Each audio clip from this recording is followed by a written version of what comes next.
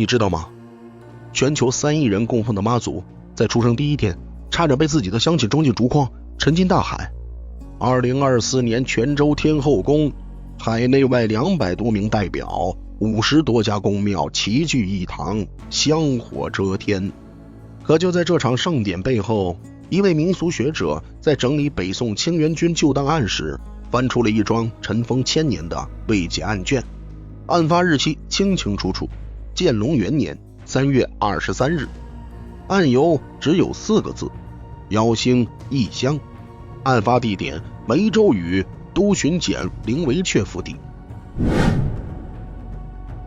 时间倒回北宋建隆元年农历3月23日酉时，原本风平浪静的梅州屿，天色突然像被一只巨手死死攥住，刹那间黑得伸手不见五指。渔民们刚想抬头看天，一道流星撕裂苍穹，从天而降，光华之烈竟把整片山海照得通红，岩石泛着紫红，草木纤毫毕现，仿佛天地被扔进了一口烧红的铁炉。全岛震动，渔船抛锚，樵夫扔斧，连海里的鱼都成片跃出水面，像是在逃命。紧接着上林村方向，一道红光冲天而起，浓烟纷滚，乡民们炸了锅，敲着铜锣大喊林家走水了。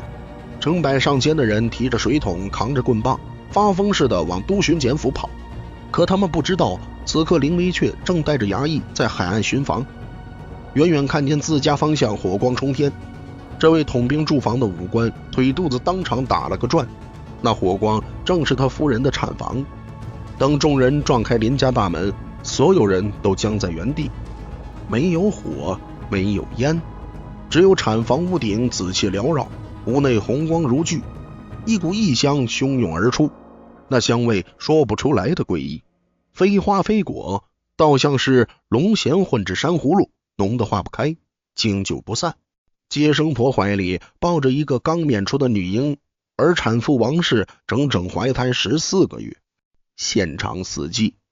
这不是火灾，却比火灾更瘆人。人群瞬间裂成两派，有人跪地高呼祥瑞将士，有人却脸色铁青，咬定这是妖祸临头。更诡异的是，那女婴从出生到现在一声没哭。接生婆掀开襁褓看了一眼，倒抽一口凉气，那孩子的瞳孔深处竟泛着一层若有若无的微光，像海底的磷火，直直的往人骨头缝里钻。消息像瘟疫一样传遍全岛，长老们连夜联名，红纸黑字写得明明白白：此女14月怀胎，不哭不闹，目有幽光，必是鬼胎妾妇，妖星转世，若不即刻送归大海，平息龙路，全岛300余户一个都别想活。林维阙握着那张联名状，手背上青筋暴起。他是都巡检，保境安民是他的职责，可如今他的家却成了全岛最大的险境。上报朝廷，建隆元年，赵匡胤刚黄袍加身，天下未定，一个妖异的罪名扣下来，别说这个女婴，整个林家9族都得陪葬。可若隐瞒不报，政敌正虎视眈眈，岛上长老已经磨刀霍霍。最可怕的是，那群渔民已经抬着竹筐等在了门外，筐里铺着红布，布上放着石头，那是梅州屿最古老的献祭仪式，要把不祥之物沉进深海。而这个被认定为妖星的女婴，后来有了一个名字，叫默娘。她不会知道自己出生第一夜面对的不是摇篮，而是一场生死审判。林维阙更不知道，他此刻的每一个决定都在改写未来1000年中国东南沿海的命名。林维阙捏着那张联名状，指节泛出青白，门外传来竹筐摩擦地面的沙沙声，间或夹杂着渔民粗重的喘息。他侧耳听去，能分辨出7、8种不同的脚步声，有人跺脚取暖，有人来回踱步，还有人把拳头攥得咯吱响。一个老渔民把烟袋锅子在石头上磕了3下，火星溅到旁边年轻人的草鞋上，那人猛地缩脚，却没敢出声。人群里有个妇人死死拽着丈夫的袖子，指甲几乎掐进布里。她踮着脚往门缝里瞧，瞳孔里映着产房的红光，嘴唇哆嗦着念念有词。林维血转身迈进内室，王氏斜靠在榻上，怀里抱着那个刚出生的女婴。她的脸色蜡黄，鬓发被汗水粘在额角，可手臂却绷成一道僵硬的弧线，把襁褓护在胸口。女婴睁着眼，瞳孔里那点幽光已经褪去，只剩下黑漆漆的两滩深水，直直地望向房梁。林维却走近2步，女婴的眼珠忽然动了，不偏不倚地定在他脸上。那一瞬间，林维血后颈的汗毛竖了起来。他见过海寇的刀，见过风暴里的闪电，可没有一个眼神像这般，仿佛能穿透他的皮骨，看见他藏在铠甲底下的怯懦。他别过脸，目光落在王氏手腕上，那里有一群深褐色的旧痕，是常年叩拜留下的茧。林维血忽然想起3年前的那个清晨，那时的林家表面上光鲜，都巡检的官衔在梅州域不算小，林氏又是九牧林的后裔，门第清贵。可林维血心里清楚，这个家快塌了。他年近40，膝下无女一子，唯一的儿子弘毅自幼体弱，走2步就喘，咳起来像破风箱。海寇近来猖獗，若哪天他战死海上，这个连刀都提不动的儿子怎么接得住东巡检的硬？更隐秘的焦虑在于，同僚们看他的眼神已经变了。上个月在军帐议事，副将陈彪递公文时，指尖在他手背上多停了一瞬，那眼神往他下腹扫了扫，嘴角扯出一个意味深长的弧度。林维血当场把公文摔在岸上，陈彪退后一步，抱拳低头。可那低垂的眼皮底下分明藏着一丝讥诮。林维却开始失眠。夜里他躺在榻上，听着隔壁儿子断断续续的咳嗽，手指无意识地摩挲着佩刀的缠绳，那绳子被他摩挲得发亮，像一条蜕皮的蛇。王氏察觉到了，他没说话，只是从第2天起，每天寅时准时起身，在佛堂里一跪就是2个时辰。林维却起夜时路过廊下，看见他的背影缩成小小的一团，额头抵在蒲团边缘，肩膀微微发颤，香炉里的灰积了半寸厚。他也没换人打扫。观音托梦那一夜，王氏是惊醒的。他猛地从床上弹坐起来，双手死死捂住小腹，指缝间透出痉挛的颤抖。林维却被他的动作带醒，睁眼就看见妻子瞪着帐顶，瞳孔放大，嘴唇翕动，却发不出完整的音节。他的右手还保持着抓取的姿态，五指虚握，仿佛刚才真的接过什么东西。林维却撑起身，手掌贴上他的后背，触手一片冰凉，亵衣已经被冷汗浸透，贴在脊梁上能数清他的脊骨。王氏缓缓转头看他，眼眶里蓄着泪，可嘴角却向上扯，那笑容扭曲的近乎狰狞，像是哭又像是狂喜。他抓住林维却的手腕，把他的掌心按在自己尚且平坦的腹部，用力向下压。林维却感觉到他肚皮底下传来的脉动，一下又一下，沉稳的不像话。消息传出的第2天，林家门口就热闹了。最先来的是林家的张婆子，她挎着一篮鸡蛋，进门时眼珠子滴溜溜的往王氏腰上转。她把鸡蛋往桌上一蹲，手在围裙上擦了3下，凑近王氏的脸端详，鼻翼翕动，像是在嗅什么异味。离开时，她撞见林维却，慌忙扶了一礼，可那低下去的脖颈绷得笔直，分明是防备的姿态。3日后，岛上的礼仪者被请上门，他大脉时眉头拧成一个死结，中指在王氏腕上按了又按，换只手再按，最后收回手，从药箱底层摸出一块干净的帕子，反复擦手指。他起身告辞时，腿撞翻了矮凳，却顾不上扶，拎着药箱几乎是逃出门去。门槛外早有7、8个闲汉蹲着，见他出来呼啦围上去。礼仪者摆摆手，嘴唇抿成一条线，额头上的青筋突突直跳。闲汉们交换着眼色，有人往地上啐了一口。唾沫星子溅在门槛上，印出一小片深色的污渍。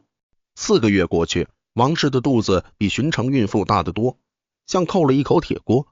他走过码头时，渔民们停下修补渔网的手，目光粘在他后腰上。一个络腮胡子的汉子把麻线咬在嘴里，线头垂下来，随着他的咀嚼一翘一翘。旁边的小个子用胳膊肘捅他，他偏过头，两人对视一眼，同时发出一声短促的嗤笑。那笑声被海风撕碎，却还是飘进了王氏的耳朵。王氏的脚步顿了顿，手指下意识地去护肚子，指尖在衣料上抓出5道折子。他没有回头，只是把下巴抬高了半寸，继续往前走。10个月期满，肚子没动静，林维却开始焦躁。他在官衙里处理公文时，毛笔悬在纸上半晌，墨池滴出一个越来越大的黑点。陈彪进来禀报海防，偏见那团墨字故意把脚步声踩得重了些。林维却惊觉，笔尖一抖，在公文上划出一道狰狞的斜杠。陈彪垂手站着，眼观鼻，鼻观心，可林维却分明看见他嘴角抽动了一下。当晚，林维却在书房坐到3更，烛火噼啪炸了个灯花。他猛地抬头，发现竹垒已经堆成一座小小的红山。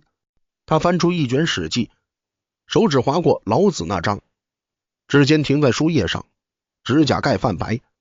他又翻出搜神记，找到14月怀胎的记载，可紧接着的批注让他瞳孔骤缩。书页被他捏得撅了边，汗珠从太阳穴滑到下颌，悬在胡茬上，颤巍巍的不肯坠落。王氏推门进来时，林维却正把额头抵在书案边缘。他端着一碗参汤，碗沿被他的体温捂得温热。他把碗轻轻搁下，没有劝，没有拉，只是站在他身侧，一只手搁在自己高耸的腹顶，掌心缓慢的画圈，那动作轻柔的像在抚摸一件易碎的瓷器。林维却抬起头，看见他的眼睛，那双眼睛里没有慌乱，只有一种近乎执拗的平静，像深情里冻住的水面。他的另一只手伸过来，缚住林维却攥着书卷的手背，把他的手指一根一根掰开，取出那卷被捏变形的书。他看也没看，把书合上，塞回书架最底层，然后转身扶着腰慢慢走回卧房。林维却盯着他的背影，发现他的步子很沉，每一步都像踩在棉花上，可脊背却挺得笔直，像一杆插进泥里的标枪。14个月零3天，产房内红光冲天。而现在，林维却看着王氏怀里的女婴，看着那双黑漆漆的眼睛，忽然想起观音托梦时那句被他忽略的话。观音说的是德一子，可古书里子从来不分男女，他求的只是一根接去香火的独苗，可上天给的分明是另一套答案。林维却的喉结上下滚动了一下，他伸出手，指尖悬在女婴额头上方，迟疑了3个呼吸的时间，终于落下去。触手温热，皮肤细腻，没有鳞片，没有异状，就是一个普通的婴儿。可那婴儿在他指尖触碰的瞬间，嘴角忽然向上弯了弯，不是哭，不是笑，只是一个极其细微的弧度，像深海的鱼轻轻摆了下尾鳍。门外又传来竹筐磕地的闷响，间或夹杂着长老嘶哑的催促。林维却收回手，慢慢直起腰，他的目光从女婴脸上移开，扫过王氏疲惫却倔强的眼睛，扫过墙上那副被烟熏火燎的观音像，最后落在自己腰间的佩刀上。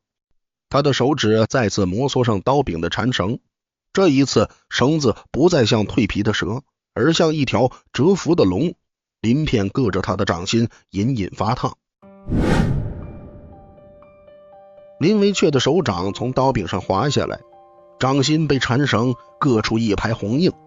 他推门出去时，门轴发出一声悠长的呻吟。陈长老往前跨了半步，连名状举到林维却鼻尖底下，纸页哗哗抖动。林维却没低头看，他的视线落在陈长老身后那群渔民脸上。张婆子缩在倒数第2排，半个身子藏在络腮胡子背后，只露出一双眼睛，眼珠子往上翻着，偷瞄林维雀的反应。他手里还攥着半块炊饼，饼皮被捏得稀烂，馅儿从指缝里挤出来。络腮胡子把竹筐横在脚前，筐沿抵住门槛，他的脚尖在筐底上蹭了蹭，草鞋底磨得筐沿掉下一层竹屑。他不敢抬头，目光盯着林维雀的靴面，喉结上下滚动，咽唾沫的声音大的旁边人都能听见。林维雀抬起右手，五指张开，掌心朝外往下压了压，人群安静下来。可那安静里塞满了粗重的呼吸声。一个后生往前凑了凑，想说什么，被旁边的老汉拽住后襟，生生拖回半步。老汉的手背上青筋暴起，像几条蚯蚓在皮下游走。林维雀的嘴唇动了动，没出声。他转身回屋，门在身后关上，栓木落下，咔嗒一声，门外静默了3个呼吸的时间，随后爆发出嗡嗡的议论声，像被捅开的马蜂窝。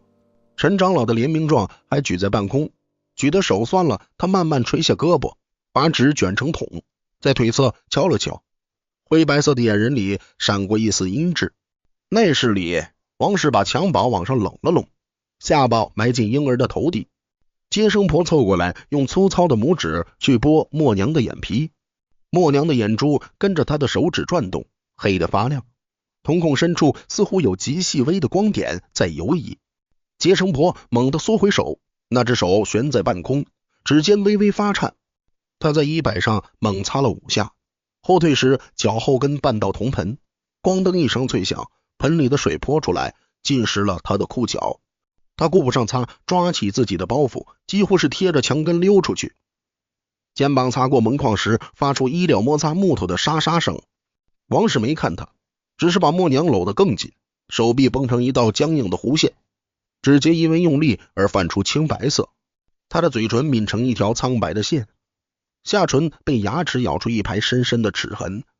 默娘不哭，出生7天不哭，出生半个月不哭。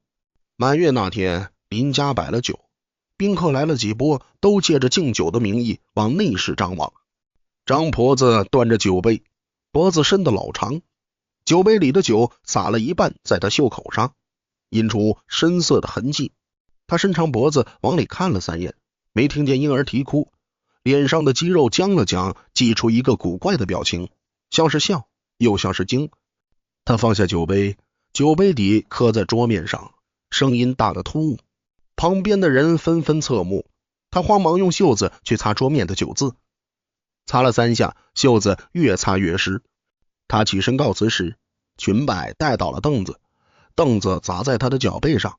他哼了一声，没敢喊疼，一瘸一拐地往外走，走到院门口还回头望了一眼，眼神里混杂着恐惧和一种说不清道不明的亢奋。陈长老第2次上门，没带联名状，带了一碗黑狗血。他把碗搁在林家院中的石桌上，碗底与石头碰撞，发出沉闷的响动，血面上浮着一层沫子，随着他的动作微微晃动。他站在桌边，双手背在身后，手指在腰后交握，指节捏得发白。他的目光越过林维雀的肩膀，投向产房的方向，眼白多过眼珠。林维雀站在台阶上，居高临下的看着那碗血，右手下意识的去摸腰间的佩膏，摸了个空。他今天穿的是便服，他的手指在空中虚握了一下，慢慢收回来，垂在身侧，掌心贴住裤缝，指节一下一下的收紧又松开。陈长老等了一盏茶的时间，见林维雀不动，鼻孔里喷出一股粗气，拂袖而去。袖子带起的风把那碗黑狗血表面的沫子吹得聚到一边，露出底下暗红的近乎凝固的血块。3个月后的一个黄昏，默娘躺在摇篮里，忽然张开了嘴，没有啼哭，声音从她喉咙深处滑出来，低沉绵长，像海螺贴在耳边，像远处鲸鱼换气时的呜咽，又像寺庙里最低沉的钟声被蒙上了棉絮。王氏手里的针线筐啪嗒掉在地上，线团滚出去，在砖地上弹了2下，停在墙角。林维雀从椅子上弹起来，膝盖撞翻了桌案上的茶盏，茶盏落地碎成3瓣，茶水泼在他的靴面上，他浑然不觉。那声音持续了很久，穿透窗纸，穿透院墙，飘向远处的海面。码头上正在收网的渔民停下了动作。刘三手里的烟袋锅子悬在嘴边，忘了吸，烟丝烧尽了，烫到他的嘴唇。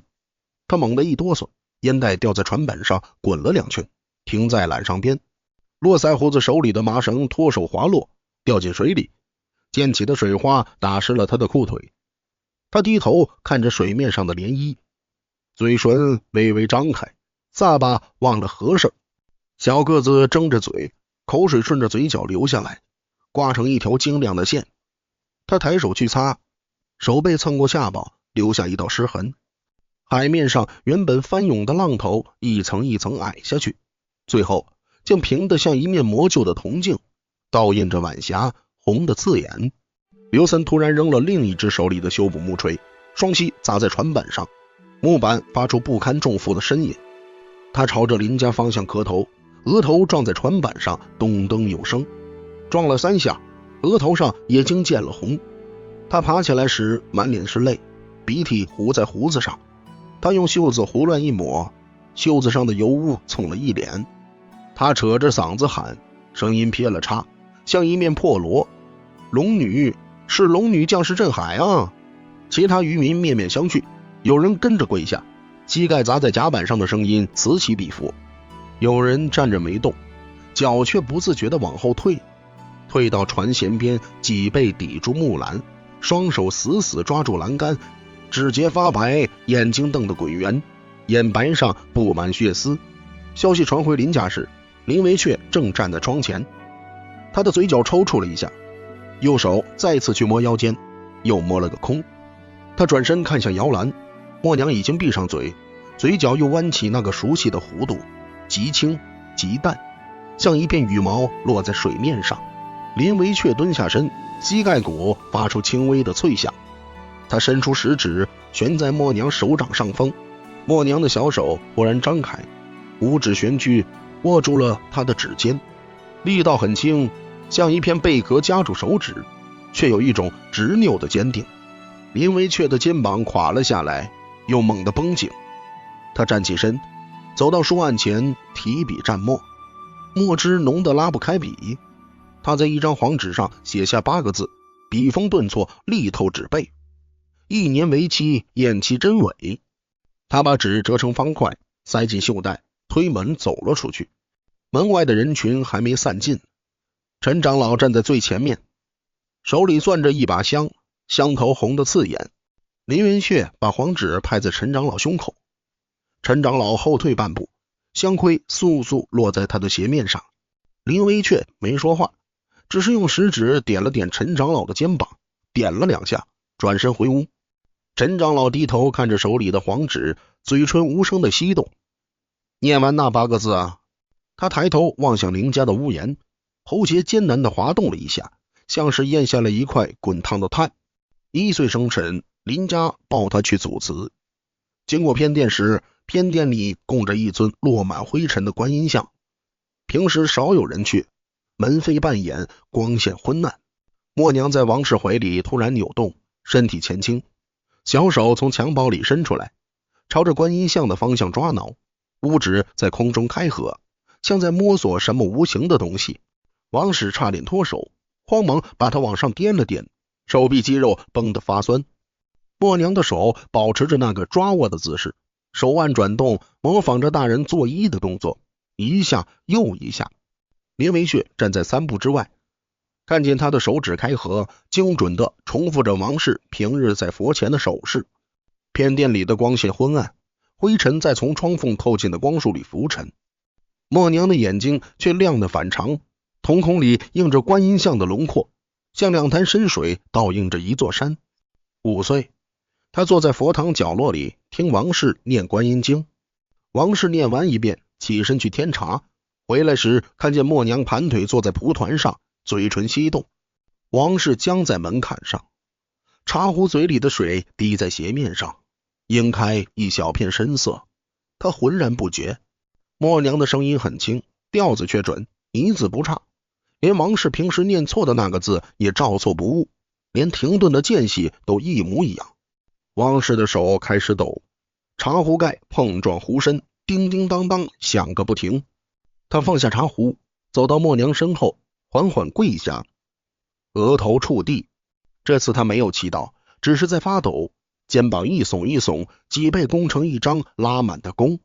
默娘停下了，侧过头，看着母亲颤抖的脊背，伸出小手，在王氏的后颈上轻轻拍了2下，像在哄一个受惊的婴儿。8岁。他不再去私塾，每天坐在后院的礁石上看海。教书先生来告状时，林微血正在磨刀，拇指试着刀刃，指腹压出一道白痕。先生把戒尺拍在桌上，尺身跳起半寸高，又落回桌面，发出清脆的响动。林微血头也不抬，继续磨刀，刀刃与磨石摩擦，发出规律的沙沙声。先生说，此女上课总望着窗外，问他问题，他答非所问，说什么今日申时东南风起，浪高7尺，不宜出海。林维却放下刀，用拇指和食指捏了捏眉心。他抬头看了先生一眼，眼神平静，先生却被那目光噎住了，后半截话卡在喉咙里，像被鱼刺夹住。先生离开时，袍脚被门槛勾住，他用力一扯，撕拉一声，布帛裂开一道口子。他回头望了一眼，默娘正站在廊柱后面，半个身子藏在阴影里，只露出一只眼睛，静静地看着他，眼人黑得不见底。第一次预警，他拽住一个少年的裤腿，少年要去码头送饭，默娘蹲在地上，双手死死抱住他的小腿，指甲隔着布料抠进肉里。少年甩了2下没甩开，低头看见他的脸，默娘仰着头，眼眶瞪得滚圆，嘴唇抿成一条线，喉咙里发出急促的类似野兽护食时的低吼。少年怕了，蹲下来哄他，默娘的手紧松了些，却仍不放开，手指像铁钩一样扣住他的腿骨。少年错过了那班船。半个时辰后，风暴骤起，那艘船被浪头拍碎在礁石上，残骸被冲回滩涂，木板碎片上挂着碎布和头发。少年瘫坐在家门口，裤腿被默娘抓过的地方留下5道青紫的指印，3天没消。第2次，他在码头拦住3个准备出海的汉子，他张开双臂挡在跳板前，脚尖死死抵住木板边缘，脚趾在草鞋里蜷曲，脚背绷成一道弧线。汉子们哄笑着要抱开他，他的手在空中乱挥，指甲划过一个人的手背，留下3道血痕。那汉子吃痛，扬手要揍，被旁边的人拦住，他们骂骂咧咧地回了岸。其中一个往地上啐了一口，唾沫星子溅在默娘的草茄上。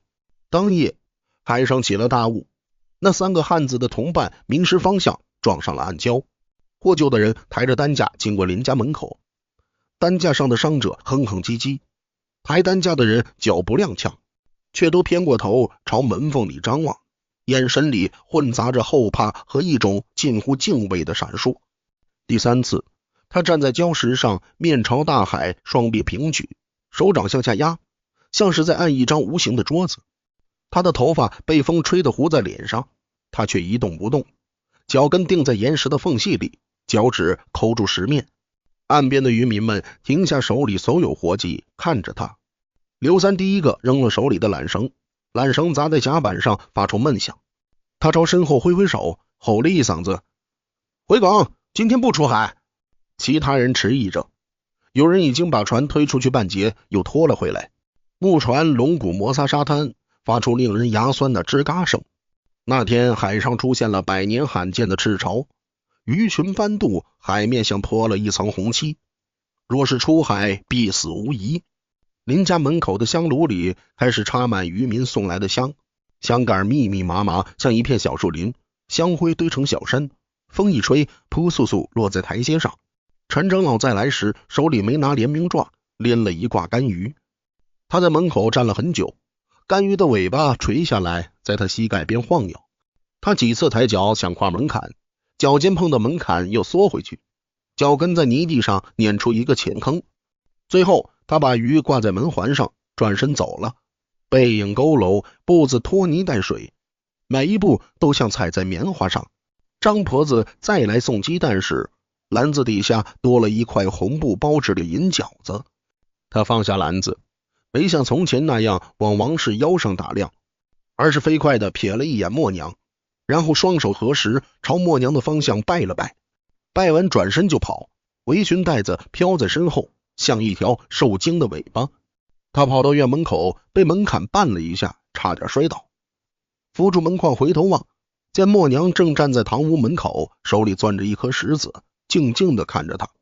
张婆子像是被烫了一下，缩回手，跌跌撞撞地消失在巷口。林维却站在院中，看着门环上晃荡的干鱼，看着香炉里堆积如山的香灰。他抬起手，用食指关节蹭了蹭下巴上的胡茬，蹭得沙沙响。他转身回屋，从袖袋里摸出那张1年前的黄纸，展开，上面的墨迹已经晕开，边缘被汗水浸得发黄。他把纸凑近烛火，火焰舔上纸边，卷成黑灰，簌簌落在地上。他吹了吹指尖的灰烬，忽然笑了一下，嘴角只扯动了一瞬，随即恢复平时。那笑容里没有得意，只有一种如释重负的疲惫，像一张拉满的弓终于松了弦。他走到默娘身边，蹲下来，手掌悬在她的头顶，停了5个呼吸的时间，最终轻轻落下，在她柔软的发旋上按了按。默娘扬起脸，眼睛弯成2道月牙，嘴角向上扬起，这是她第一次露出如此清晰的属于人类的笑容。默娘16岁那年，渔民们路过他家后院时，会下意识放轻脚步，有人把刚捞的贝壳或小鱼搁在礁石上，不敢惊动那个面朝大海的背影。他仍每天坐在那块礁石上，脚趾抠进石缝，脚跟悬空，脊背挺得像一杆标枪。海风吹动他的头发，发丝糊在脸上，他从不抬手去拨。那年春分刚过，东南海面的云压得极低，默娘站在礁石上，忽然收回脚，脚趾从石缝里拔出来，带出一小片青苔。他转身往村里跑，草鞋带断了，他甩掉鞋子，赤脚在碎石路上狂奔，脚底被割出血痕也没停。他撞开官衙的门，林维血正俯身看海防图，手指在图上丈量距离。默娘扑过去，一把抓住他的手腕，指甲陷进肉里，擦出5道白痕。他摇头，用力摇头，头发糊在脸上，嘴唇翕动，却发不出声音。林维却抬头，看见他的眼睛，那里面没有恐惧，只有一种近乎绝望的执拗，像8岁那年他抱住少年小腿时的眼神，但更深更沉，像2口冻住的深井。林维却的手指悬在图纸上方，指节僵了片刻。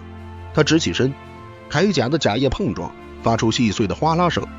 他系透子时手抖了一下，金属搭扣磕在护心镜上，清脆地响了一声。默娘站在门框边，双手垂在身侧，手指绞着衣角，把衣角绞成一根麻花。林维血走过他身边，脚步顿了顿，手掌在他头顶按了一下，只停留了一瞬，便大步走出去。默娘没有抬头，下巴抵在胸口，嘴唇抿成一条苍白的线，肩膀微微塌下去，像被抽掉了主心骨。海寇来了30多条船，趁着季风直扑梅州屿。林维血率舰队出港迎敌，船队刚驶出3里，台风前锋就到了，浪头高过桅杆，船像树叶一样被抛掷。林文雀站在船头，一手抓住缆绳，一手按在刀柄上，雨水顺着眉骨流进眼睛，他眨也不眨。副将陈彪在身后喊什么，声音被风吹碎。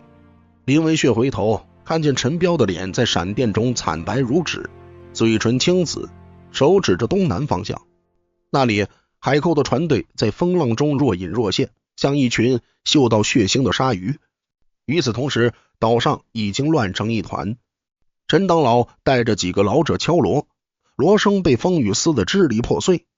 张婆子抱着孙子缩在屋檐下，孙子在他怀里哭嚎，他一手捂住孩子的嘴，一手死死攥着门框，指节泛出青白。络腮胡子在码头上来回狂奔，把没系牢的船往岸上拖。缆绳勒进掌心，勒出一道血痕。他朝海里吐了口唾沫，唾沫刚出口就被风吹回脸上。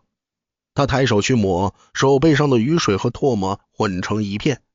默娘坐在织机前，王氏想拉他进屋，他不动，双手放在织机的横杆上，手指微微蜷曲，像在牵引什么无形的线。眼皮垂着，呼吸平稳，胸口几乎没有起伏。王氏的手悬在他肩膀上方，想推又不敢推，最后慢慢收回来，捂在自己的嘴上，指缝间露出急促的喘息。织机上的经线绷得笔直，忽然其中一根断了，发出轻微的啪的一声。默娘的手指一颤，眉头皱了皱，又恢复平静。她的嘴角微微向下撇，像承受着某种看不见的重量。海上，林维缺的船迷失了方向，罗盘在风暴中疯狂旋转，只身抖得像放疟疾。船员们趴在甲板上，有人抱着桅杆呕吐，秽物被雨水冲走，在甲板上拖出淡绿色的痕迹。一个年轻水手尿了裤子，温热的液体顺着裤管流进靴子里，他浑然不觉，只是死死盯着翻涌的海面，瞳孔放大到极点。浪头砸下来，船身倾斜到45度，陈彪滑倒在甲板上，后脑勺磕在锚链上，血立刻涌出来，被雨水冲成淡红色的溪流。他挣扎着撑起上半身，手掌在湿滑的木板上打滑了2次，第3次才撑住。他抬头看向林维阙，眼神涣散，嘴唇蠕动着，像是在求一个不可能的回答。就在这时，浓雾中亮起一点光，不是闪电，那光稳定柔和，像灯笼。一个红衣女子的轮廓在雾中若隐若现。她站在浪尖上，手里提着一盏灯，灯芯燃着青白色的火焰，风吹不息，雨浇不灭。林维阙眯起眼睛，雨水灌进眼眶，他抬手去擦，手背上的皮肤被风吹得皴裂，渗出一丝血珠。那红衣女子转过身，衣袂翻飞，开始移动，灯盏始终朝着某个方向。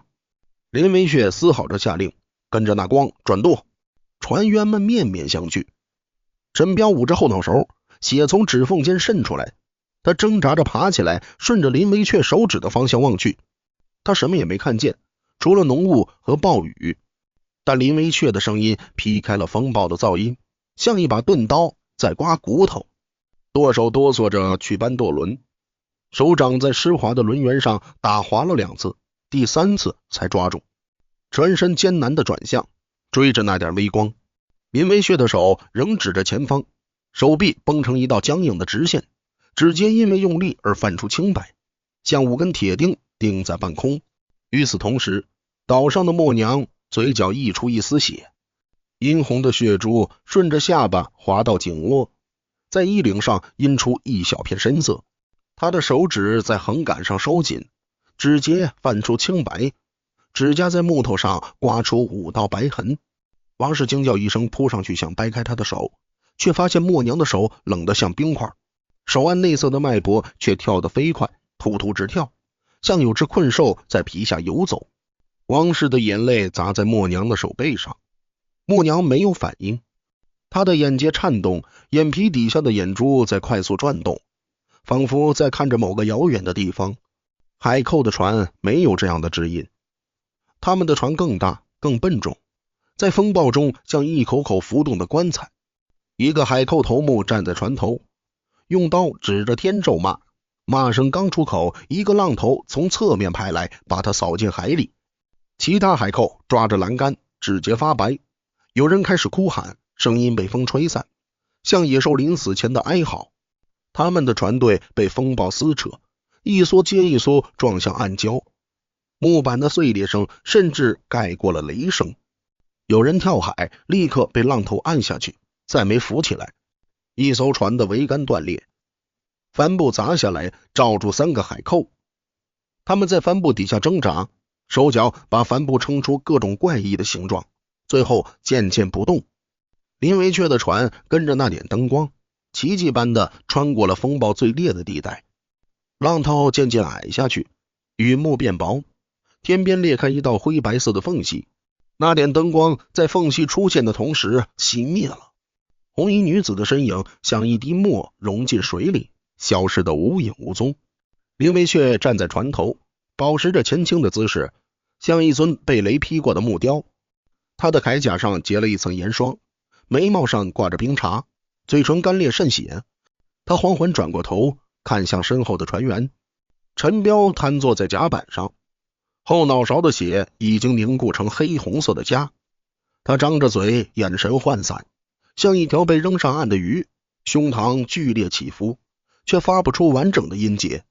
其他船员或坐或躺，有人开始笑，笑声嘶哑，像破风箱在拉扯，笑着笑着变成了哭。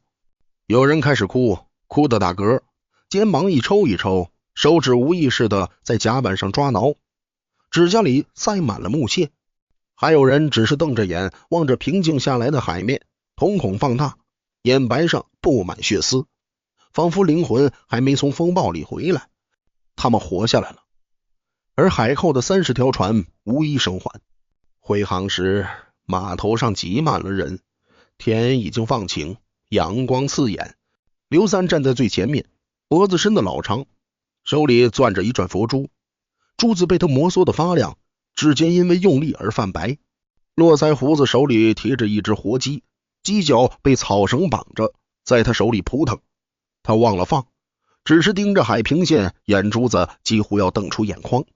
小个子踮着脚，脚尖在地上碾来碾去，把一片草叶碾成了绿泥，嘴里念念有词，却连自己都不知道在说什么。船队出现在视野里，人群骚动起来，往前涌，又被后面的挡住。有人喊了一声回来了，声音劈了叉，像一面破锣被敲裂了边。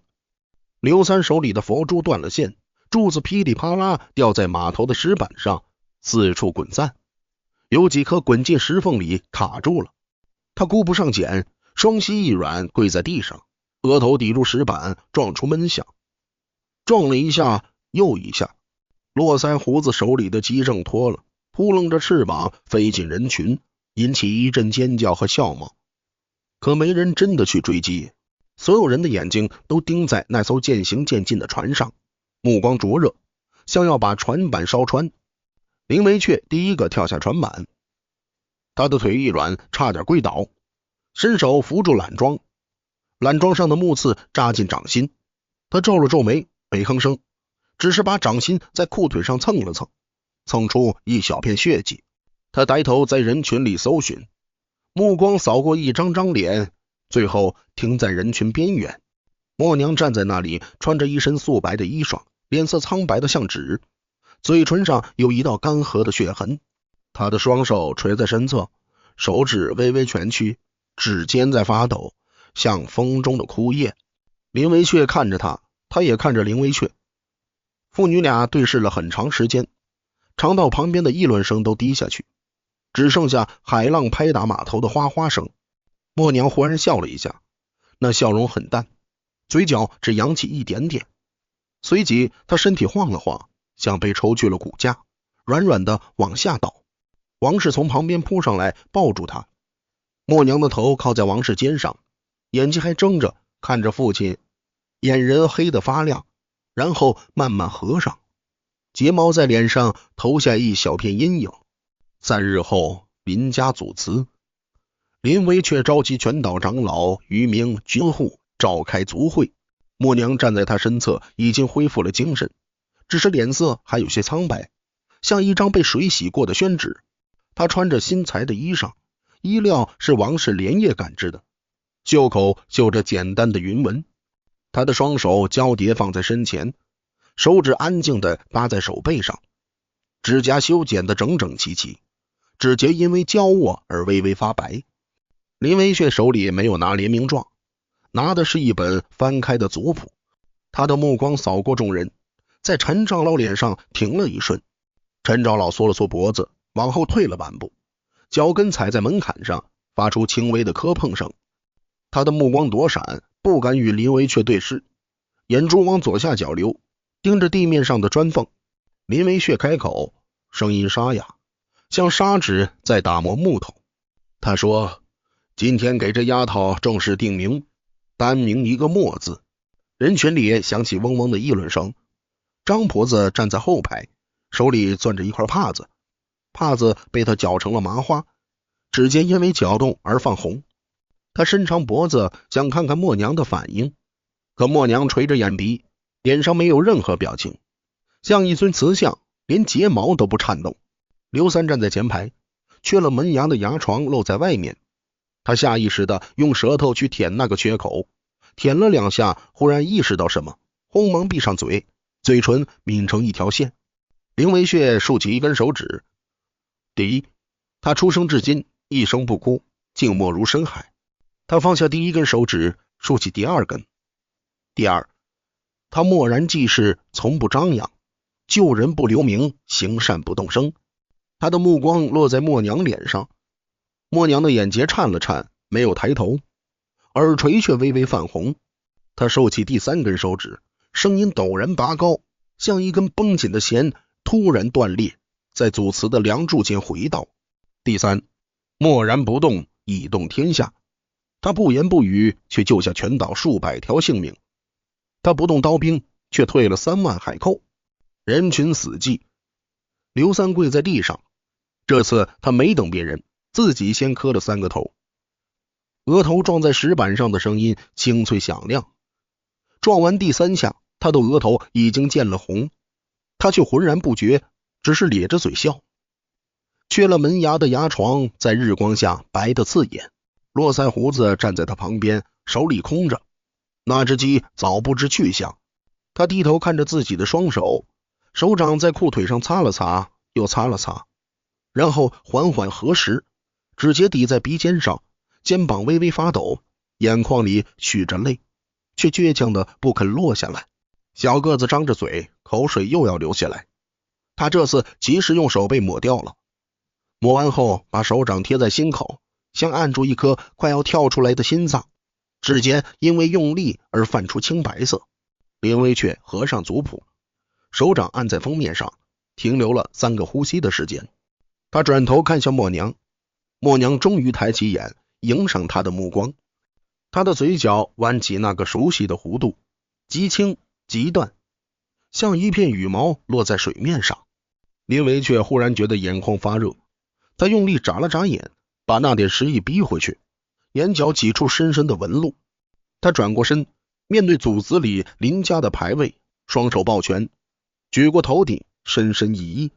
起身时，他的目光扫过最上方那块崭新的牌位，那是他3天前亲手添上去的，上面只刻了8个字：祭祀默娘，源流归海。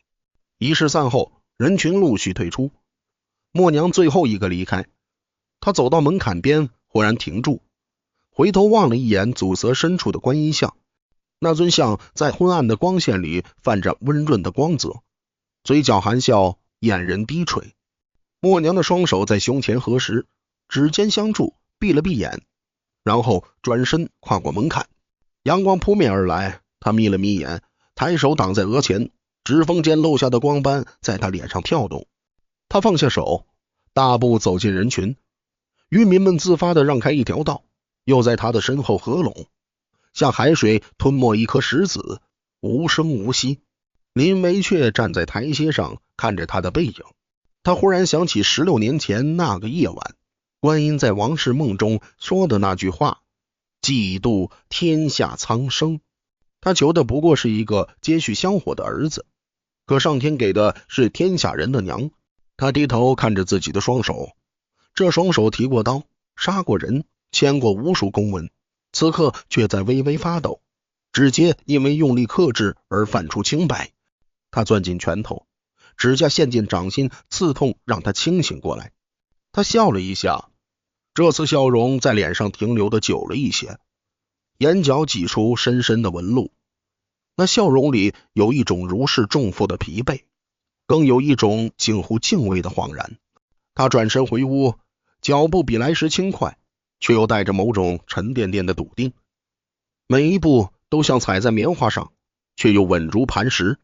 默娘走在人群中，有人递给他一颗糖，有人塞给他一个煮熟的鸡蛋，他接过来握在手里，没有吃，只是握着，指尖因为用力而微微发白。刘三凑上来想说什么，嘴张了张又闭上，最后只是嘿嘿笑了两声，露出缺了门牙的牙床，笑声里带着一种笨拙的虔诚。默娘看着他，眼仁里映着阳光，亮得惊人。他抬起手把那颗糖塞进刘三手里，手指在他粗糙的掌心轻轻一按，然后收回手继续往前走。刘三攥着那颗糖站在原地，糖纸被他的体温捂得发软。他低头看着掌心，忽然用袖子抹了把脸，袖子上的银子和油污混在一起，在他脸上抹出一道花痕。他却笑了，笑得肩膀一耸一耸。这天夜里，梅州屿的灯火彻夜未熄，渔民们在自家门前点起香，不为求告，只为还愿。香火蜿蜒如龙，从码头一直延伸到林家门口，又延伸到海边，在夜色里像一条发光的河流。孟娘站在后院礁石上，背对人群，面朝大海，海风吹动她的衣摆，发出烈烈的响动。她的双手垂在身侧，手指微微张开，像在等待什么，又像在拥抱什么。海浪一波一波涌上来，拍打礁石，溅起的水花落在他的脚面上，凉死死的。他却一动不动，他的侧脸在月光下泛着一层柔光，嘴角微微上扬，那笑容里有一种静默的笃定，像深海里冻住的水面，看似不动，底下却涌动着足以撼动天下的力量。命名仪式后的第7年，默娘19岁，梅州屿的渔民已经习惯在出海前往他家门槛上搁一把盐或是一尾鲜鱼，没人再提竹筐与石头，那些东西被收进了仓库最深处，蒙着厚厚的灰。刘三的儿子娶了媳妇儿，婚礼那天，新妇拜完高堂，被引到默娘面前。默娘坐在一张矮凳上，双手搁在膝头，指尖轻轻搭着裤缝。新妇俯身下去，额头几乎触到地面，起身时偷偷抬眼，看见默娘的目光正落在她发髻边的红花上，那目光温和却深不见底。新妇慌忙低下头，后颈泛起一层细密的疙瘩，手指无意识地绞着裙带，把裙带绞成麻花。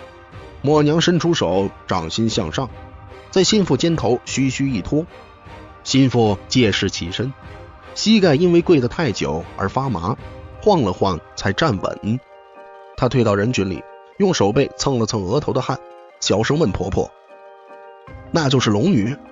刘三媳妇没回答，只是用力捏了捏她的手，捏得她指尖发疼。13岁那年，默娘在礁石上遇到了一个游方道士。那天她照例坐在老位置，脚趾浸在海水里，脚心感受着浪涌的凉意。一个背着竹箱的老道从滩涂那头走过来，草鞋被海水泡得发软，每走一步都发出吧唧吧唧的声响。他在默娘身后3步远停下，竹箱的背带滑到肘弯，他也没往上送。默娘没回头，却微微侧了侧眼，耳垂朝向他的方向。老道盯着他的后颈看了很久，目光像2束温吞的火，烤得人发烫。他忽然把竹箱卸下来，箱底磕在礁石上，发出沉闷的响动。他从箱底摸出一块脏得看不出颜色的帕子，泼在地上，然后盘腿坐下，膝盖骨发出咔的一声脆响。默娘这才转过头，眼仁里映着海面的反光，亮得刺眼。老道咧嘴一笑，露出缺了2颗门牙的牙床，从怀里掏出一卷泛黄的册子，侧角被重铸出锯齿状的缺口。他把册子往默娘膝头一搁，手掌悬在半空，没立刻收回，指尖因为犹豫而微微发颤。默娘低头看着册子，手指在封面上抚过，指腹擦过粗糙的纸面，发出沙沙的轻响。他抬起头，与老道对视了3个呼吸的时间，然后轻轻点了下下巴。老道像是得到了某种赦免，肩膀垮下来，长长吐出一口气，那口气里带着浓重的鱼腥和草药味。他起身时腿麻了，踉跄了一下，伸手扶住礁石，手掌被石缝里的贝壳割出一道血痕。他低头看了眼伤口，没处理，只是抓起竹箱往背上一甩，带子勒住那道血痕，疼得他龇牙咧嘴，却头也不回地走了。默娘抱着那卷册子，手指在封面上摩挲，从日出做到日落，潮水涨上来，打湿他的裤脚，他浑然不觉。当晚，邻家灶房里的灯火亮到3更，窗纸上投出默娘盘膝的剪影，肩膀一沉一浮，像在吞咽什么无形的东西。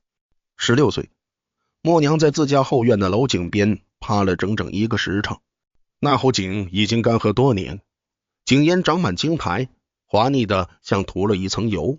他双手撑住井沿，身体前倾，下巴几乎悬在井口中央。王氏端着木盆经过，看见他的背影，木盆哐当一声掉在地上，衣裳滚出来散了一地。王氏扑过去，手指抓住默娘的腰带，想把她拽回来，却发现默娘的身体绷得像一张弓，脚跟定在地上，脚趾在草鞋里蜷曲，抓着地。王氏的手顺着默娘的脊背往上摸，触手一片冰凉，亵衣被冷汗浸透，贴在脊梁上，能数清她的脊骨。默娘的眼皮垂着，眼珠却在眼皮下快速转动，睫毛颤动的像受惊的蝶翼。忽然，她的手指在井沿上收紧，指甲刮擦石头，发出令人牙酸的吱嘎声，指尖因为用力而泛出青白。她的嘴唇张开，无声地喝出一口气，那口气白的反常，在夏末的空气中凝成一小团雾，缓缓下沉，落进漆黑的井底。王氏吓得跌坐在地，手掌撑在湿滑的青苔上，滑了半尺远，裤臀沾满绿泥。他抬头看着默娘，默娘已经直起身，右手摊开在眼前，掌心向上，上面什么也没有，可他的目光却像在看一件有形的物事，瞳孔微微收缩，嘴角向下抿，形成一个专注而肃穆的弧度。他合拢手掌，把拳头贴在心口，闭上眼睛，睫毛在脸上投下一小片阴影。王氏从地上爬起来，膝盖发抖。他想问，嘴唇翕动了几下，最终只是弯腰去捡地上的衣裳，手指碰到一件肚兜时，发现那布料被井口飘出的潮气打得半湿，攥在手里能凝出水。他抬头再看，默娘已经转身回屋，脚步轻得像猫，只留下井沿上5道新鲜的指甲刮痕和一圈被体温捂干的青苔印子。终身不嫁的决定是在他20岁那年做出的。媒婆踏破了门槛，每次来都拎着一包红糖或一挂腊肉。最后一次是岛上最有名气的王媒婆，她抹着一脸白粉，叫起来粉渣簌簌往下掉，落在她猩红的衣领上，像落了一层血。她拉着默娘的手翻来覆去的端详，嘴里啧啧有声，说这般好模样的姑娘配个寻锦司的都头都委屈了。默娘坐在椅上，背脊挺得笔直，双手交叠放在膝头，手指安静地搭在手背上。王媒婆说得口干舌燥，端起茶盏灌了一口，茶沫子沾在她上唇的白粉上，像长了一层绿莓。她放下茶盏，伸手去拍默娘的手背，手掌旋到一半，默娘忽然抬起眼，那眼神里没有抗拒，也没有羞涩，只有一种近乎透明的平静，像2口被淘干了水的枯井。王媒婆的手僵在半空，拍不下去，也收不回来，指节尴尬的蜷曲着。默娘轻轻摇了下头，幅度极小，只动了半寸。王媒婆的嘴角抽搐了一下，脸上的白粉被那抽搐扯出裂纹。她慢慢收回手，在围器上擦了擦，像是擦掉了什么不洁的东西。她起身告辞时，裙摆带倒了凳子。这次她没扶，只是低头看了一眼，然后踩着碎步往外走。走到院门口，回头望了一眼，眼神里混杂着困惑和一丝不易察觉的恐惧。林微却站在廊柱后，看着默娘的背影，她的头发已经花白，胡茬也白了，手指无意识地摩挲着腰间的佩刀，那刀已经10年没出过鞘，刀鞘上的漆剥落了大半。她的喉结滚动了一下，像是咽下了一口苦涩的茶汤，最终什么也没说，只是转身走向书房，脚步拖沓，鞋底在青砖上拖出沙沙的声响。28岁那年农历9月初9，默娘一早就站在那块礁石上，面朝东北。渔民们发现他时，他已经在那里站了2个时辰。刘三的儿子如今已是船老大，他站在船头，手搭凉棚往礁石方向望，忽然觉得不对劲。默娘的衣袂纹丝不动，像被定在了空气里。他揉了揉眼睛，再睁开，发现默娘的脚下似乎有一层极淡的光晕，颜色介于珍珠白与晨曦金之间，不刺眼，却让周围的海水显得格外幽深。他张了张嘴想喊，却发不出声音，喉咙像是被一只无形的手扼住。他猛地转身，朝舱底正在修补渔网的络腮胡子。如今络腮胡子已经全白了，拼命比划，手指着礁石方向，手臂抖得像风中的芦苇。络腮胡子爬上甲板，只看了一眼，手里的梭子就掉在脚面上，砸出一个红印。他弯腰去捡，手指在梭子上划了2下才抓住。起身时，膝盖发出咔的一声脆响。越来越多的人聚集在岸边。张婆子已经老得直不起腰，他拄着拐杖被孙子搀着，伸长脖子往海上瞅。他的眼睛花了，只看见礁石上有一团模糊的白影。可他忽然把拐杖往地上一顿，浑浊的眼眶里涌出2行泪，泪水顺着脸上的沟壑往下淌，在下巴处汇成一滴，悬了半晌才坠落。他张开嘴，露出没牙的牙床，发出一声含糊的呜咽，像婴儿在梦里的啼哭。王氏被林维却搀扶着站在人群最前面，她的手死死抓着丈夫的胳膊，指甲陷进她的皮肉，掐出5道红痕。林维却没有皱眉，他的目光定在女儿身上，眼仁里映着那片奇异的光，瞳孔缩成针尖大小。他的嘴唇微微张开，下唇因为干燥而裂开一道血口，渗出一丝血珠。他也没抬手去擦。默娘动了，他缓缓抬起双臂，手掌向上，像托举什么无形的东西。他的脚尖离开礁石只剩了1寸，却停在那里。岸上的渔民开始下跪，膝盖砸在沙滩上的声音此起彼伏，像一阵沉闷的鼓点。有人开始磕头，额头撞在沙砾上，撞出血痕。小个子如今已是小老头，跪在地上，双手抓着自己的头发，用力往下拽，拽得头皮发白。他在验证自己是不是在做梦。刘三的儿子把脸埋在掌心里，肩膀剧烈起伏，指缝间露出压抑的哽咽声。默娘又升高了1寸，脚下的光晕扩散开来，像一滴墨融进水里，温柔地荡开。他的头微微后仰，下巴朝向天空，嘴角弯起那个熟悉的弧度，极轻极淡。然后他像一片被风吹起的羽毛，又像一滴回归大海的水珠，升向空中，越来越高。衣袂终于开始飘动，猎猎作响。人群发出一声整齐的抽泣声，像被抽干了肺里的空气。有人哭喊，有人大笑，有人瘫软在地，双手胡乱地在沙子里抓挠，指甲里塞满了湿沙。王氏腿一软，倒在林维却怀里，手指仍保持着抓握的姿势，在空中虚抓了2下，像要拽住什么无形的东西。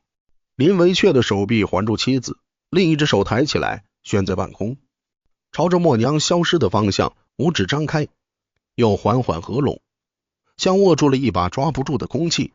他的眼眶红了，却没有泪落下来，只是眼白上布满血丝，像一张被揉皱的红纸。南宋绍兴26年，一位叫廖鹏飞的进士站在圣敦祖庙前，手里握着笔，面前摊着一卷准备刻碑的宣纸。他抬头看着庙门上方的匾额，匾额上写着顺济庙3个字，墨迹犹新。他提笔蘸墨，手腕悬在半空，迟迟没有落下。旁边站着一位老庙祝，双手拢在袖子里，眼观鼻，鼻观心。廖鹏飞忽然转头问他：“你可见过他？”老庙祝睁开眼，眼白浑浊，瞳孔却清亮。他摇了摇头，下巴上的白胡子随之晃动，又点了点头，幅度极小。他说没见过，但小时候我祖父见过。他站在礁石上，手往下一压，浪就平了。廖鹏飞盯着他看了半晌，嘴角扯出一个似笑非笑的表情，转回头，笔尖落在纸上，写下第一行字：世传通天神女也。他的笔锋一顿，墨汁在纸上印出一个越来越大的黑点。他盯着那个黑点，忽然叹了口气，那口气吹得直角微微掀起。此后800年，封号从夫人到妃，到天妃，到天后，每一次加封都伴随着一次海难的幸存。元代一位船工在泉州港上岸时，双腿一软，跪在妈祖庙前的石阶上，额头抵住冰冷的石头，久久不起。他的同伴去拉他，发现他的双手仍保持着掌舵的姿势，指节僵直，掌心被缰绳勒出的血痕已经结痂。他抬起头，眼仁里满是血丝，嘴唇干裂，却咧开一个近乎癫狂的笑，露出被槟榔染黑的牙床，笑声嘶哑。娘娘拉了我的舵，她真的拉了我的舵。旁边一位穿绸衫的商人后退了半步，靴跟在石阶上刻出清脆的响动。他低头看着那个船工，眉头皱成一个疙瘩，可他的手却不自觉地摸向胸口，那里挂着一块从庙里求来的香灰袋，隔着衣料能感觉到那袋子的形状，方方正正，像一颗小小的心脏。2009年深秋，梅州祖庙的晨钟敲响第7响，一位穿黑色西装的联合国非遗评审员站在香炉旁，被烟熏的眯起眼。他掏出手帕，在鼻尖前扇了扇，手帕上绣着精致的文章。旁边的庙祝递给他一炷香，香杆粗如拇指。评审员接过，手指在香杆上摩挲了2下，学着旁人的样子把香举过头顶。他的动作生硬，手肘弯得不够高。旁边的台湾公庙代表，一位穿灰色唐装的老者，轻轻用手肘碰了碰他的臂膀，往上抬了抬。评审员侧头看了老者一眼，老者嘴角含笑，眼尾的皱纹挤成扇形，微微颔首。评审员也扯了扯嘴角，那笑容礼貌而疏离。可当他的目光扫过广场上那望不到头的信众时，他的手停住了。那些人或跪或立，有的双手合十举在鼻尖，有的掌心贴在心口，有的低头默念，嘴唇翕动。一个穿校服的中学生挤在人群里，踮着脚尖，手里举着手机，屏幕亮着录像的红点。他的眉头因为专注而微微蹙起，嘴角却带着一丝不自觉的虔诚。评审员的手慢慢垂下来，香头红得刺眼，一缕青烟笔直上升，在晨光中凝成一条不动的线。他忽然把香插进香炉，插得很深，动作比刚才自然了许多。2024年泉州天后宫妈祖会，一位来自菲律宾的华侨代表站在殿前，手里捧着一尊小小的妈祖像，像高不过3寸，漆色已经斑驳。他排队等了2个时辰，终于轮到他把像放在供桌上。他双手颤抖，把像放下时，指尖在像底座上停留了3个呼吸的时间，指腹轻轻抚过底座上磨损的纹路。他退后一步，双手合十，额头触地。这次他的额头没有立刻抬起来，而是抵在冰凉的砖地上，肩膀一耸一耸。旁边一位穿黄色僧袍的泰国代表偏过头，用眼角余光看着他，嘴唇微微张开，露出一个困惑却尊重的表情，随即也低下头，双手在胸前合十，指尖相触。殿外，一位台湾来的年轻姑娘举着自拍杆，镜头对准香炉里堆积如山的香灰。她对着手机小声讲解，声音被周围的嘈杂撕碎。忽然一阵风吹来，香灰扑簌簌扬起，落在她的手机屏幕上。她啊了一声，慌忙用袖子去擦，擦了2下，动作停住。她低头看着屏幕上那层薄薄的灰，手指悬在屏幕上方，最终没有继续擦，只是慢慢放下手机，抬头望向殿内那尊高大的妈祖金身，眼仁里映着烛光，亮得惊人。他身边一位白发老者，他祖父用拐杖轻轻敲了敲地面，青石板上发出嘟的一声脆响。姑娘转过头，老者没看她，只是盯着金身的脸，嘴角向下抿，形成一个肃穆的弧度，眼眶却微微泛红，眼白上布满血丝。姑娘伸出手扶住老者的胳膊，手指在他粗糙的袖口上收紧，指节泛出青白。关于诞生地湄洲岛与咸良港的争论从未停歇。某次学术研讨会上，一位戴眼镜的学者把手指戳在地图上的湄洲岛位置，指甲盖因为用力而泛白。另一位穿中山装的老者立刻把手指挪到咸良港，两人的指尖在地图上几乎相碰，指节都绷得笔直。他们身后的投影幕布上，两张考古照片交替闪烁。会场后排，一位来自莆田的老渔民坐在角落里，双手拢在袖中，眼睛半睁半闭，嘴角挂着一丝若有若无的笑意。旁边一位记者把录音笔伸过去，问他怎么看。老渔民睁开眼，眼白浑浊，瞳孔却清亮，像极了当年圣墩祖庙前的老庙祝。他摆摆手，手掌在空中徐徐一推，像推开什么无形的东西。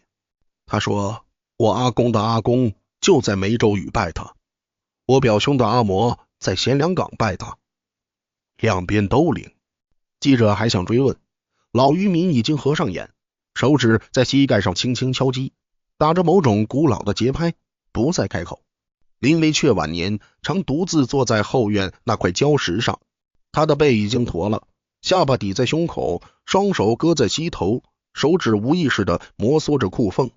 他不再佩刀，腰间挂着一块默娘早年留下的木牌，牌子被汗水浸得发黑，边缘磨得圆润。某个黄昏，夕阳把海面染成金红色。他忽然抬起头，眼神里映着波光，亮了一瞬。他伸出右手悬在半空，掌心向上，像在等待什么。海风拂过，他的掌心空无一物，可他的嘴角却弯了起来，皱纹在脸上挤成沟壑，那笑容里有释然，有疲惫，更有一种跨越了半个世纪的笃定。他慢慢收回手，撑住礁石，膝盖发出咔的一声脆响，站起身，拍了拍裤腿上的沙粒，一步一步往家走。他的影子被夕阳拉得很长，一直延伸到海里，像一条归家的路。默娘无言，却听尽了千年苍生之怨。林家累世积德，不求回报，却得了神女。他默然即使，不动声息，却震动了四海。从观音赐完的因，到默娘命名的果，从湄洲屿义乌的异乡，到全球3亿信众的心想，他生于妖星之火，成于静默之德，终于羽化之生。那条因果的河流从林家的小院出发，流过南宋的碑刻，流过元代的船帆，流过明清的香火，流过现代的非遗名录，最终汇入同一片大海。源流归海，因果不息。默娘还是默娘，妈祖还是妈祖。而每一个在风浪中抬头望天的人，都能在云隙间看见那盏灯，那盏他16岁提过的青白色的风吹不息的灯，